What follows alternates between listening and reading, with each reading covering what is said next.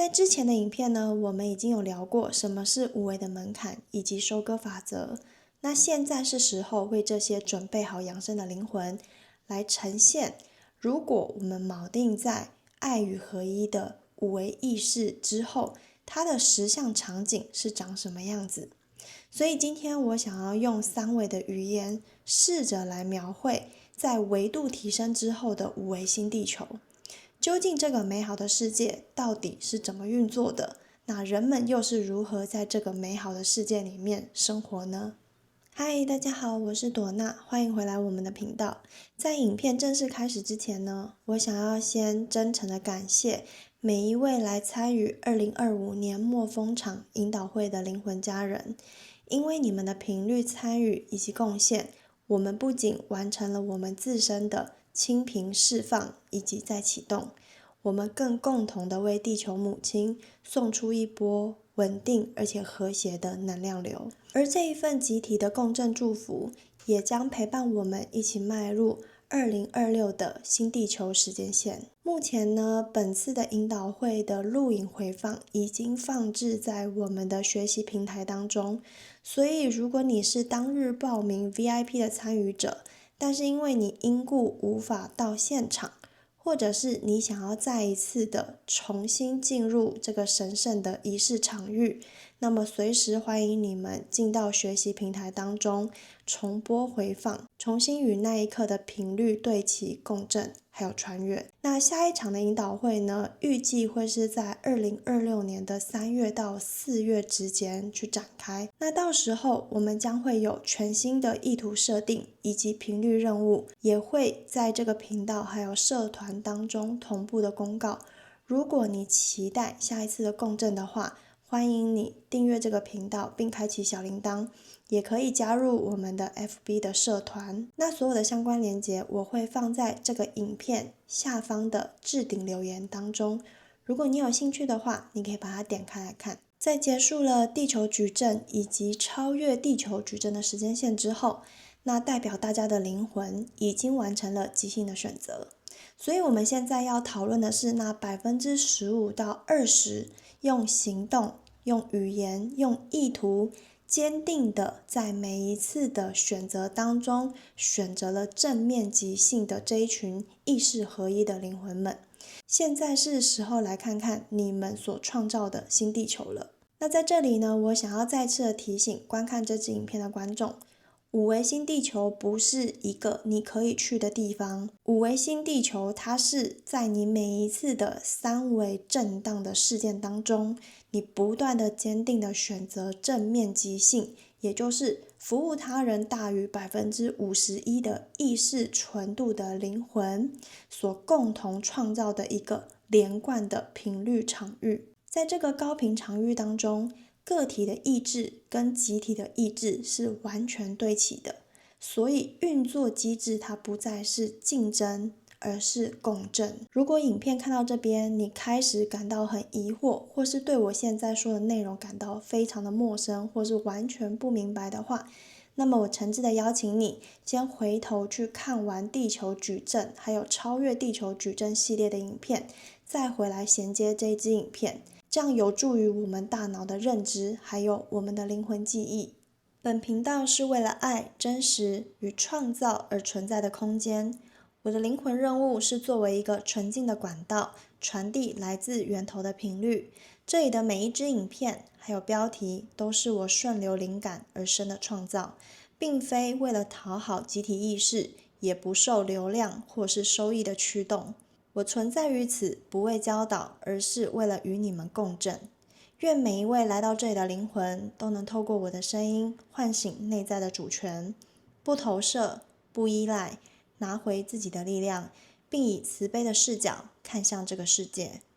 如果你与这一股频率共振，邀请你与我一起展开接下来的旅程。若你现阶段感到无法对平，那也请明白，每一个灵魂的进化路径皆不相同。请记得，不评判，不控制，自在的转换频道，这一份对自己与他人的尊重，正是你在示范何谓正面即兴，服务他人。在五维新地球这系列的影片当中，我会用3种超越来描述新地球的生活。那今天我们最主要分享的是关于5维世界的物质还有丰盛的机制，它是如何超越3维世界的匮乏。我们要知道的是，当我们的意识锚定在5维新地球的时候，我们要了解一个核心的事实，就是我们对于丰盛的定义将会彻底的瓦解。这是什么意思呢？也就是说，在3维世界里面，我们认为的丰盛是不是等同于累积资源去足以对抗未来的稀缺性或者是不确定性？但是在5维呢，它不是这样。5维稀缺的本身，它在5维世界早就是一个解锁的幻象，也就是说，在5维里面根本没有稀缺这个问题。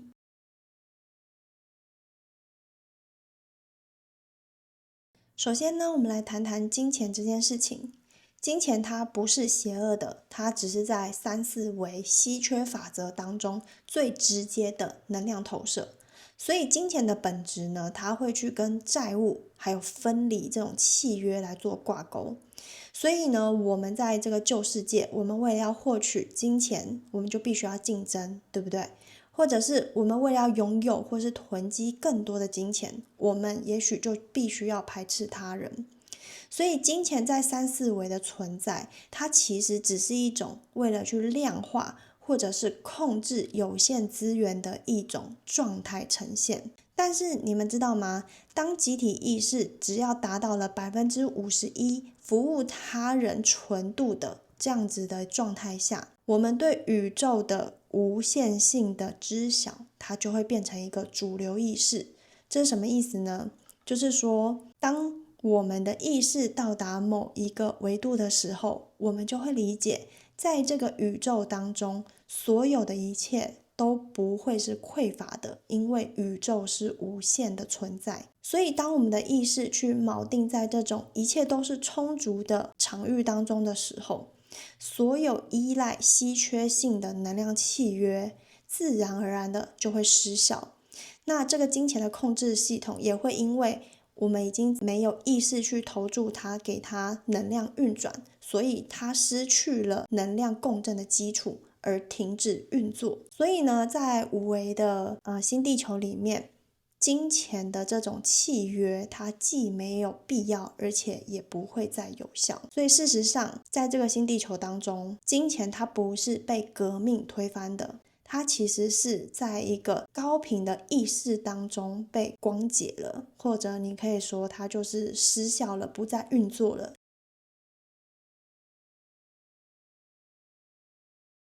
我知道你们现在可能会想说，如果5维新地球没有金钱，没有货币，那我该如何满足自己的需求呢？那现在我们就要讲到5维的核心机制，也就是共同创造的能源系统。在5维新地球，我们每一个人都已经不再是能源的消耗者，我们每一个人都是能源的转换器。这是什么意思呢？就是当你的意识是锚定在5维新地球的时候，就表示我们的意识载体其实有着高度的频率连贯性。也就是说，你是谁，你怎么想，你怎么说，你怎么震动，如果你每一个环节都保持在同样的频率下的话，我们就会认为它是一个频率一贯性或是一致性的状态。这个状态呢，已经成为了跟源头创造场域非常接近的一种界面状态。因此，你的意图就会变成了唯一的货币。那当一个存有它需要居住的地方，或者是它的光体需要液体或是创造性的工具来为它调频的时候，它的这个意图会立刻进入到集体合一的意识场当中。那这个集体场呢，不会再去判断说值不值得给这个存有这个东西，它是判断的是这个存有的需求是否服务于整体。因为在5维世界服务他人存有的所有需求都是服务于合一的，因此你的需求就是你的指令。那讲白话一点的意思就是说，当5维的存有有需求的时候，这个需求就会立刻的被参与共创的意识体接收，然后放大，并且透过光码还有语频，直接把它转换成所谓的物质现实。所以在这整个系统里面，丰盛并不是你要去努力获取来的，它是透过成为合一而自然创造的一种必然的结果。所以在五维新地球，丰盛它并不是像我们现在必须要去竞争、囤积，然后要去索取，而是用创造的机制。因为在五维新地球，你所需的一切皆是透过集体的意图还有高频的能量直接来做一个显化。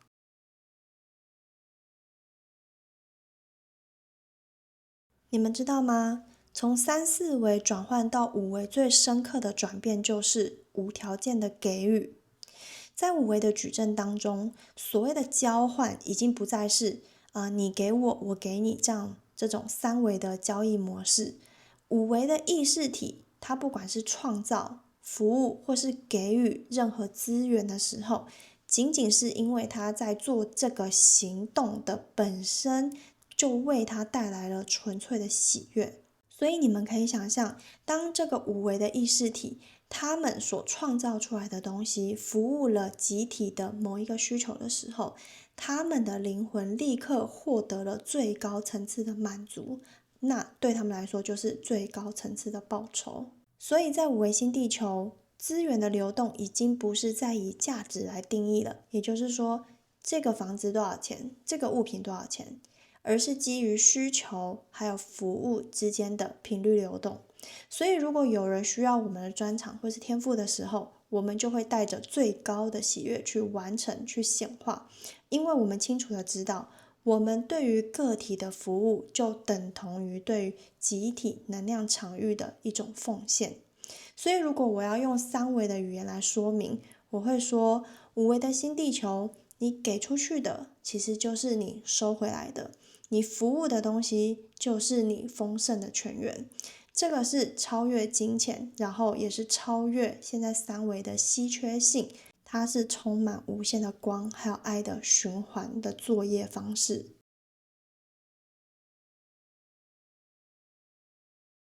那现在我就要开始说关于五维的丰盛机制当中最关键的秘密，就是在没有金钱的世界，我们到底要如何去创造所谓的物质呢？答案就是在于我们对物质本质的理解。我们必须要去忘记固态这件事情，因为我们要知道，我们现在的实相它只是凝结、振动缓慢的一种光子能量，但是在五维的环境里面，到处都是充满高度活跃，而且是非常响应你的意识的源头普拉纳能量。所以这个能量场呢，就等同于我们可以随时去编程的一种可塑性的机制。那我们要如何去编程这一些可塑性的机制呢？答案就在于用宇宙的程式语言、光码还有语频。那意思就是要给予这些可塑性的能量场域非常精确的指令。那你可以把光码想象成物质的蓝图，那语频把它想象成驱动程式或者是催化剂。那在五维场域当中，光码跟语频它是实现能量场域物质转化的唯一工具。我举一个例子，你们要仔细听好每一个细节，因为呢，每一个细节它都承载着五维新地球的一种关键的讯息。那有一个五维意识的存有 A，他有一天呢，突然发现他的能量载体好像觉得流动有点迟缓。他这时候突然意识到，他的这个载体好像会需要一些特定频率的晶体液体来优化它内在的能量回路。那这个部分你们会觉得他的意图是出自于他个人的需求，对吗？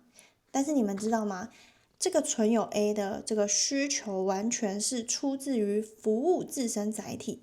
但是是为了更好的服务集体为目的的出发点。它其实在这个意图里面是不包含任何的所谓的稀缺性或者是占有欲。所以在这边我们会认为存有 A 的需求有着非常高度的服务他人的意识纯度。这时候当存有 A 的纯净意图会立刻透过所谓的意识连线去连接到附近的无为的其他的存有所接收。那这边我就举例 B 跟 C。那当 B 跟 C 接收到 A 的意图的时候，这个时候呢 B 跟 C 就会立刻以无条件的爱还有共鸣来回应 A 的需求，然后他会把 A 的需求必须被满足的这样的意图一直不断的放大放大放大，来注入共同的创造场域当中。所以以上所说的都是纯净意图它是如何被诞生的，然后它是如何被集体所接收的。那接下来呢，存有 B 跟存有 C 就会开始发挥他们的专长还有天赋，最主要就是为了要协助存有 A 去显化他的需求。那存有 B 它的精通的天赋可能是精通光体工程的协调者，所以这个时候他接收到了 A 的意图的时候，在他的意识当中可能就会自动的去浮现，例如像是晶体液体分子的完美几何结构，或者是频率序列。那这个呢，我们可以把它称作是光码，或者是光码的设计蓝图。那另外一位存有 C 呢，他的专长是精通声音疗愈的协调者，所以他在有了存有 B 的光码设计蓝图之后，他立刻会接手把这些光码去转换成一系列高频率而且和谐共振的，例如像是发音或者是音调。那这个时候呢，存有 C 就会对着空气的普拉纳场域发出一段特定的语频。那这一段语频的震动呢，它会形成一股强大的能量波，它会精确的去冲击周围的能量场。那在这个时候，普拉纳场域就会去接收到这一段语频的震动推力，以及光码的结构指令之后，场域中的光子能量就会开始在这个指令的焦点处减速旋转，然后重新的再组织起来。那接着呢，在存有 A 的面前就会出现一杯本来肉眼不可见，现在是发光而且是完全纯净的一杯晶体液体。那这一杯正是在调节存有 A 内在能量回路重要的调频器。那以上呢，就是用比较简单的方式来描述光码跟雨频是如何显化物质的。但是我要说的是，这最终的结果就是对于存有 A 来说，就是他的需求被完全的满足了嘛，他的光体能量回路获得了优化，而且他内在喜悦也被放大了。那对于存有 B 跟存有 C 来说，透过服务 A 的需求，体验到了所谓的创造的纯粹喜悦，然后也跟这个集体合一的意识产生这种连线感。这一些东西对于他们来说都是比任何的物质报酬都来得更有价值。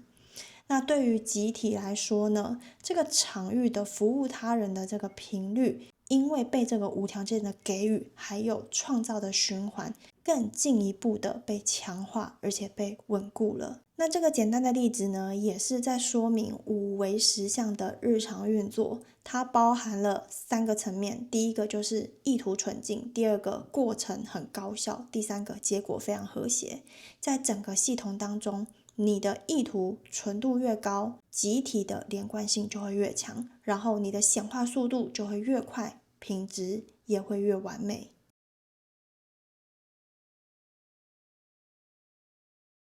然而我知道，在3维的惯性意识当中，现在一定会想要问说，既然我们没有了金钱，那我们的食物跟我们住的地方该怎么办呢？那这就是我们现在正要说明的。因为在5维，生存的定义本身就已经进化了，也就是说，5维的肉身载体已经不再是像我们现在这种比较低效能3维的碳基结构，它已经升级为所谓的光体或是晶体的载体。那这个升级其实也意味着5维载体的能量来源它发生了根本性的转变。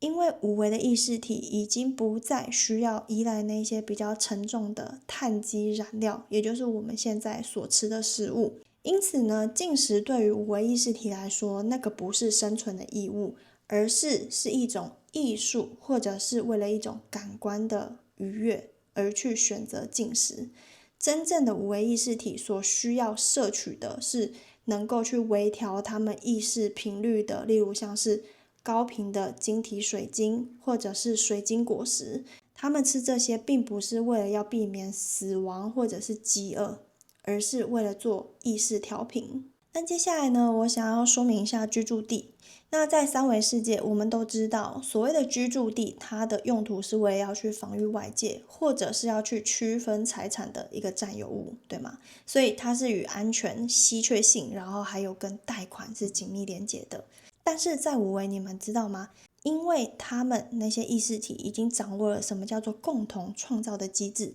所以居住地的定义对于他们来说早就已经被转化了。你们要想哦，在合一的意识场中，还会担心有没有危险，会不会受到威胁吗？不会嘛，对不对？所以在五维的意识体，他们的居所其实是他们的意识的锚定站。那是什么意思呢？意识的锚定站，你可以把它想成就是一个意图显化而成的能量校准的场域，所以你随时可以透过意图还有光码，随时去创造还有改变这个居所的形状还有位置。这一些你不管是改变啊，或者是选择位置，全部都是基于什么？服务集体为需求为主要要素的一个来源。所以当进食跟居住地发生根本性的转变的时候，早就已经彻底的解除人类数千年的生存焦虑。我们的载体根本就不需要再为了生存而去竞争食物，而我们居住的地方，它会变成我们的意志的延伸。所以这里很重要的就是，当这两个根本性的转变的时候，我们内在的恐惧将会失去依附的物理基础。所以在五维新地球，所有的能量都会从生存的挣扎当中解放出来，因为我们恐惧的能量全部都会去转向纯粹的创造，去扩展还有服务他人，以获得这种内在的最高喜悦。今天的影片我们已经完成了五维新世界系列的第一个核心篇章，就是超越匮乏。那在今天的影片里面，我们已经一起去见证了最深刻的转变，也就是在五维，金钱不是被推翻的，它是被光溶解的。而生存的定义已经不再是去竞争那些食物，而是去连线所谓的普拉纳的光子能量带。然后我们的居所从三维的防御性的占有物进化变成了所谓的意图显化而形成的能量校准站。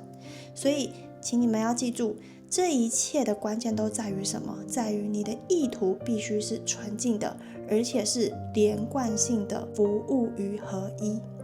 所以这种纯净呢，它会去启动光码还有雨屏，让你的丰盛不再只是你从三维的努力获取，而是透过成为合一，然后自然的被创造出来的一种必然的结果。那当我们已经解除了所谓的物质匮乏的恐惧的时候，那下一集我们会将焦点去转向第二个必须瓦解的幻象，也就是控制与权威。在下一集五维新世界超越权威当中，我们会更仔细的来去聊聊政府、法律、金字塔结构、教育、婚姻还有血缘在五维新地球究竟是怎么运作的。如果你对这些主题有兴趣的话，邀请你订阅这个频道，并开启小铃铛，并分享给你在乎的灵魂朋友。那我是朵娜，我们下周见，拜拜。